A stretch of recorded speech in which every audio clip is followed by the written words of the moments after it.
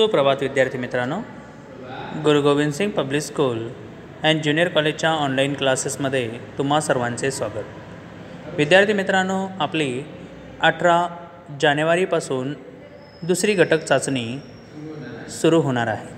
त्यासाठी आपल्याला असलेला जो अभ्यासक्रम आहे तो अभ्यासक्रम पूर्ण झालेला आहे। आज आपण झालेल्या अभ्यासक्रमावरती पुन्हा एकदा उजळणी घेऊया आणि परीक्षेच्या दृष्टीने तयारी करूया। चला तर मग सुरुवात करूया। अध्ययन निष्पत्ती 1, विद्यार्थ्यांना प्रश्नांची उत्तरे अचूक सांगता व लिहिता येईल। 2, विद्यार्थ्यांच्या सर्व संकल्पना स्पष्ट होतील।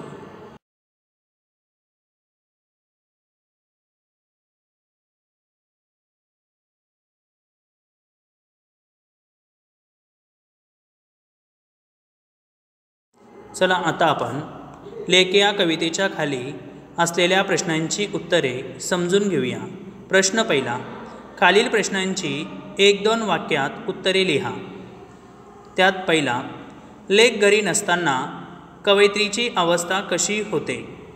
उत्तर, लेक घरी नसताना कवयित्रीच्या मनाला तिची ओढ लागते। ती नसते तेव्हा वेळ जागीच थांबल्यासारखे वाटते आणि मन उदास होते। अशा प्रकारे कवयित्रीच्या मनाची अवस्था होते। कवयित्रीने लेकीला बोलकी चिमणी का म्हटले आहे? उत्तर, कवयित्रीची लेक पूर्ण घरभर हसत खेळत राहते। चिमणी जशी चिवचिव करते तशीच लेक पण सारखी बडबड करत असते, म्हणून कवयित्रीने लेकीला बोलकी चिमणी म्हटले आहे।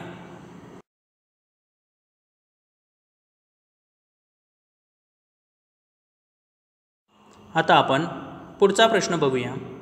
कवितेतील लेक केव्हा रुसून बसते? उत्तर, कवयित्री थोडीशी जरी रागवली की लेक रुसून बसते।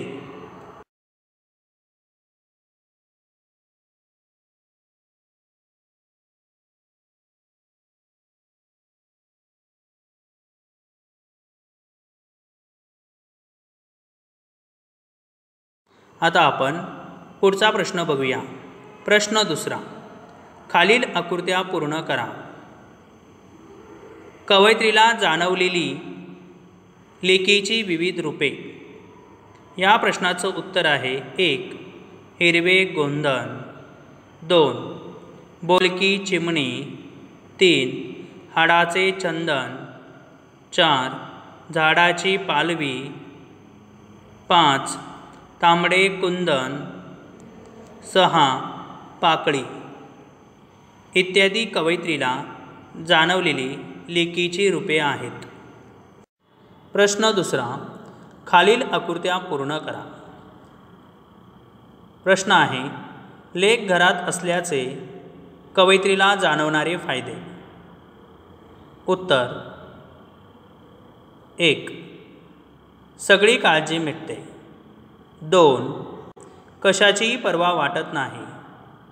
3, रोज समयी पेटते। 4, उदास वाटत नाही। 5, घर हसते।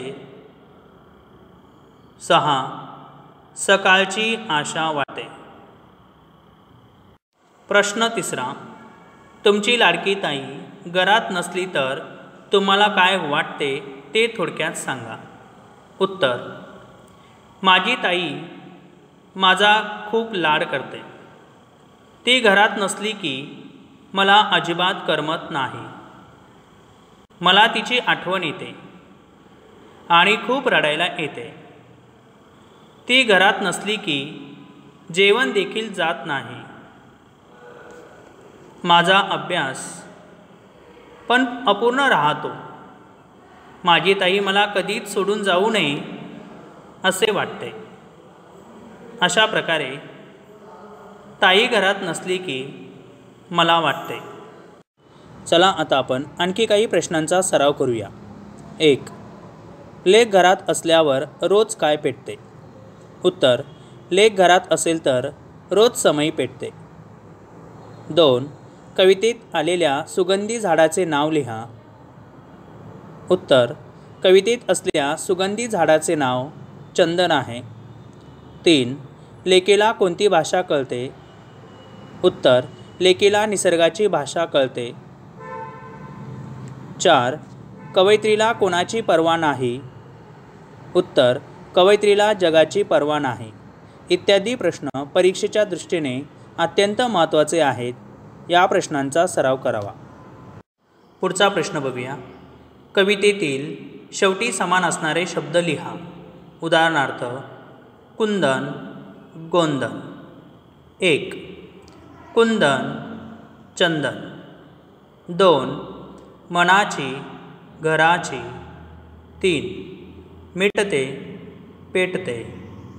4. हसते, बसते. 5. करू नये, रुसू नये. 6. उरास, उदास. 7. भाषा, आशा. 8.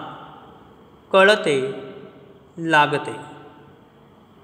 इत्यादी प्रश्नांचा अभ्यास परीक्षेच्या दृष्टीने करा, कारण सर्व प्रश्न अत्यंत महत्त्वाचे आहेत. चला आता आपण केवल प्रयोगी अव्यय म्हणजे काय, त्याची व्याख्या व उदाहरण समजून घेऊया. परीक्षेच्या दृष्टीने हा प्रश्न अत्यंत महत्त्वाचा आहे. त्यासाठी पहिलं उदाहरण, शाब्बास, चांगले काम केलेस बाळा. 2. अरे रे, फार वाईट झाले. 3. बापरे, केवढा मोठा साप. 4. अहाहा, पिसारा फुललेला मोर. आपल्या मनात दाटून आलेल्या भावना आपण एखाद्या उद्गारावाटे व्यक्त करतो. वरील वाक्यातील शाब्बास, अरे रे, बापरे, अहाहा ही केवळ प्रयोगी अव्यये आहेत.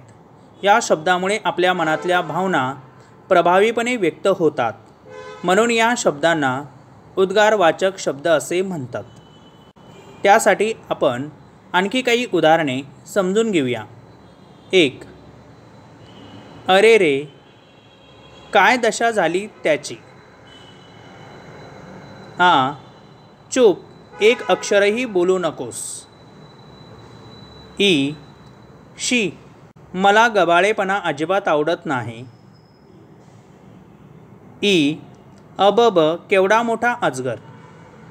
या उदाहरणांमध्ये अरे रे, चूप, शी, अबब हे उद्गारवाचक शब्द आहेत. म्हणून या शब्दांना केवळ प्रयोगी अव्यय असे म्हणतात. परीक्षेसाठी तुम्हाला रिकाम्या जागी योग्य केवळ प्रयोगी अव्ययाचा वापर करा अशा प्रकारचा प्रश्न येईल. त्यासाठी या उदाहरणांचा सराव करावा.